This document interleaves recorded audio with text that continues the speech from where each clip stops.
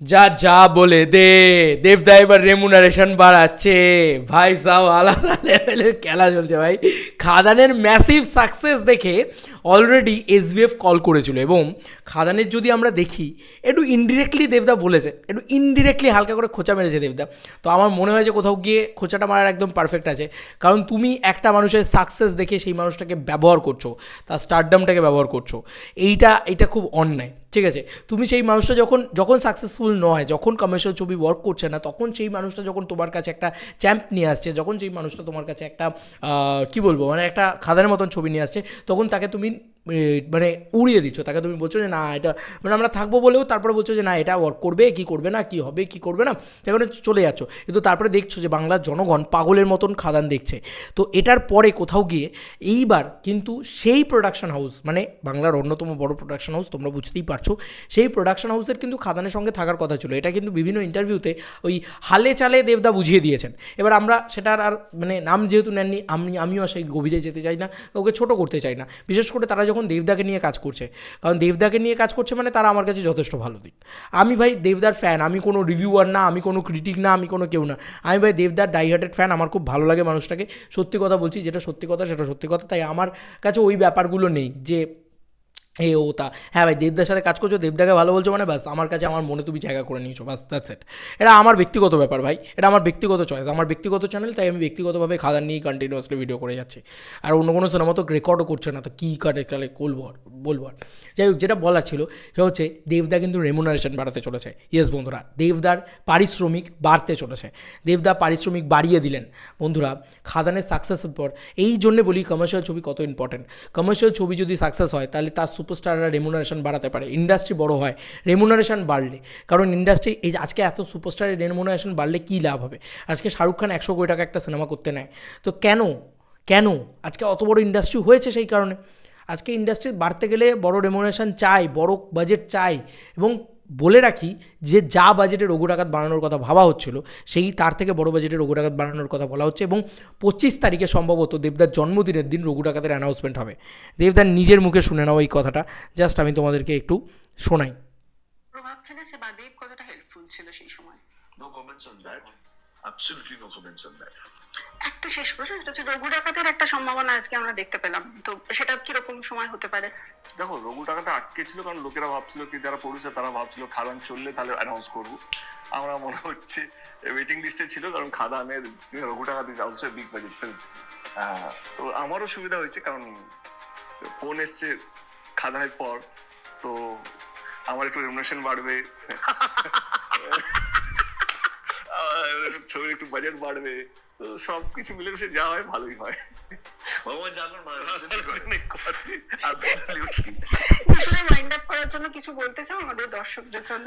কিছু বলার নেই, মানে প্রথমে ধন্যবাদ জানাতে চাইবো দর্শকদের, যে যারা দেব একটা খুব সুন্দর কথা বলেছে, যে যারা মাস ফিল্মের দর্শক ছিল বা আছেন, তারা কোথাও গিয়ে নেগলেক্টেড হয়েছিল এত বছর ধরে, যে এবং যে মাস ফিল্মের এত বড় স্টার, সে একটু অন্য ঘরানার ছবি করতে, এবং সেখানেও he has proved himself, are not কোনো ছবি ছোট বা বড় নয় আমার কাছে যে ছবি। যাই হোক, মানে আমি আর এই দিকটাই গেলাম না, আমি আরেকটা জায়গা আরেকটা কথা দেবদার সেটা তুলে ধরবো, যেহেতু ইন্টারভিউয়ের ভিতরে হচ্ছে খাদান নিয়েও আমাদেরকে কথা বলতে হবে। ইমিডিয়েটলি রঘু ডাকাত করে লাফালাফি করে লাভ নেই, আগেই আমাদের খাদান নিয়ে কথা বলতে হবে।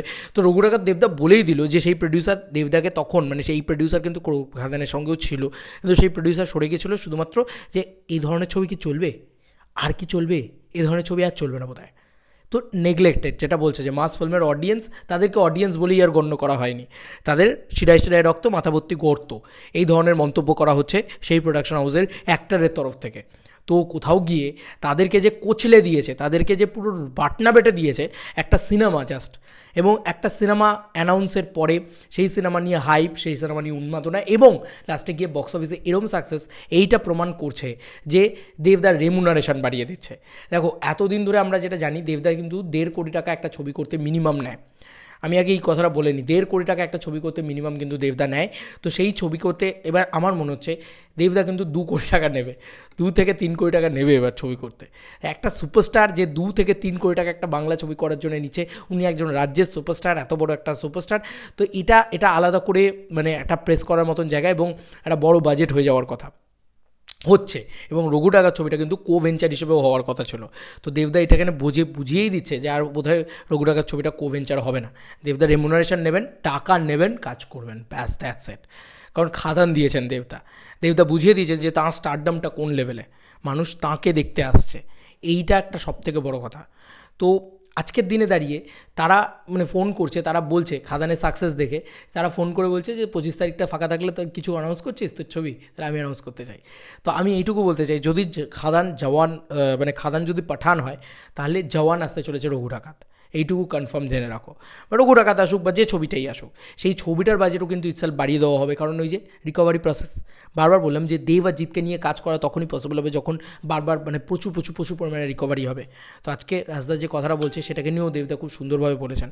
এবার জাস্ট খাদানের একটা ছোট্ট ইনসিডেন্ট বলি, খাদানের দেবদা নিজে মুখে বলেছে, তোমরা শোনো জাস্ট, আমি জাস্ট সেই পোর্শনটা আমি নিজে মানে স্ট্যাটাসেও দিয়েছি। আজকে তোমার রানাঘাটে যিনি আমাদের যে সুরেন্দ্র রানাঘাট, সেখান থেকে ফোন এসছে কালকে, ওর ক্যাপাসিটি হচ্ছে 800, 800 জনকে নিয়ে হাউসফুল হয়েছে, 100 জন বাইরে দাঁড়িয়েছিল, তারা ঝগড়া করেছে এবং তাদেরকে ঢুকতে দেওয়া হলো, টিকিট কেটেছে, তারা কেটে মাটিতে বসেছে এবং সে ভিডিও পাঠিয়েছে, সেই ভিডিওগুলো এখন ভাইরাল। বলছে দাদা এই ক্রেজ আমি সেই পদ্ম বা পঞ্জায়ের সময় দেখেছিলাম, আমি বাংলা ছবির লাস্ট এত ক্রেজ আমি দেখিনি, মানে ভালো লাগছে দাদা।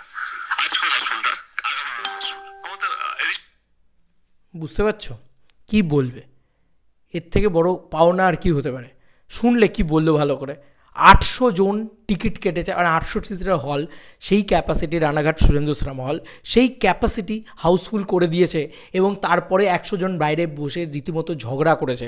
যারা ঝগড়া করেছে, এই যে ক্যাপাসিটির লোকজন যারা ঝগড়া করেছে, তারা হলের ভিতরে ঢুকেছে, তাদেরকে হলের ভিতরে ঢুকতে বাধ্য হয়েছে, তারা টিকিট কেটেছে কিন্তু তারা সিট পাবে না বলে তারা মাটিতে বসে দেখেছে। তুমি লাস্ট কোন বাংলা ছবিতে এই ইতিহাস তোমার মনে পড়ে যে মাটিতে বসে সিনেমা দেখছে? এই ইতিহাস তোমার লাস্ট কোন বাংলা ছবিতে মনে পড়ে? 800 সিটের ক্যাপাসিটির হল, সেইটা হাউসফুল করাই বা তোমার কবে লাস্ট মনে পড়ে? ইভেন কি ওটা কিন্তু স্টার থিয়েটার নয়, স্টার থিয়েটার কিন্তু কলকাতার ভিতরে স্টার থিয়েটার অনেকেই হাউসফুল দিয়েছে। কিন্তু সবথেকে বড় কথা, রানাঘাটে সুরেন্দ্র সিনেমা হল কে হাউসফুল দিয়েছে? রানাঘাটে আজ অবধি কোনো সিনেমা হল হাউসফুলই যাচ্ছিল না। তো সেই মার্কেটে দাঁড়িয়ে এই একটা মানুষ যে 800 সিটের হল হাউসফুল দিয়েছে, এবং তারপরে 100 জন আরও ঢুকে গেছে তার ভিতরে, এবং ঢুকে তারা মেঝেতে বসে, 100টা লোক যদি মেঝেতে বসে থাকে, একবার 100টা লোককে চোখ বন্ধ করে ভেবে দেখো তো সামনে কতগুলো লোক হবে 100টা লোক হলে। 800 সিটের হাউসফুল দেওয়ার পরে তারপরে 100টা লোক সিটে, কত টাকার বক্স অফিস কালেকশন আসছে সেখান থেকে, কি লাভ করছে সেই সিঙ্গেল স্ক্রিনগুলো। আজকে তো দেবদার রেমুনারেশন বাড়াবেই, স্বাভাবিক। এই খাদান ছবিটা কিন্তু দেবদার জন্যে চলছে, দি বিগেস্ট সুপারস্টার দেবের জন্য চলছে, এটা মাথায় রেখো। যারা বলেছিল দেবের স্টারডাম নিয়ে প্রশ্ন তুলেছিল, তারা আজকে শুনে নিক এই কথাগুলো, তারা আজকে জেনে নিক এই কালেকশনটা। চলো বন্ধুরা, নতুন কোনো ভিডিওতে দেখা হবে, বাই।